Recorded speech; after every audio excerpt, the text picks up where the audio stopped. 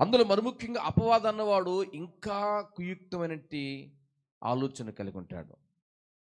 దేవుని యొక్క వాక్యం మనలో నిలవకుండా చేస్తాడు. దైవ దర్శనాలు పొందకుండా చేస్తాడు. ఆత్మీయంగా ఎదగకుండా చేస్తాడు. సంఘానికి దూరం చేయడం, దేవుని రాజ్యమును కట్టనీయకుండా చేయడమే వాడి పని.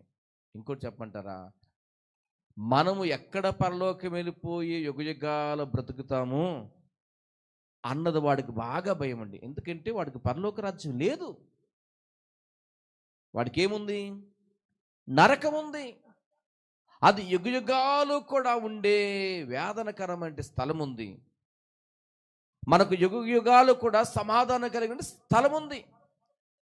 అందుకే వాడు మనల్ని చూసి కొన్నిసార్లు ఓర్వలేకపోతుంటాడంటే, ఈమె ఇంత భక్తిగా ఉంది, ఈ భక్తిని ఎలా పాడు చేయాలి? ఈమె ఇంత యథార్థంగా దేవుని సన్నిధికి వెళ్తుంది, ఎలా పాడు చేయాలి?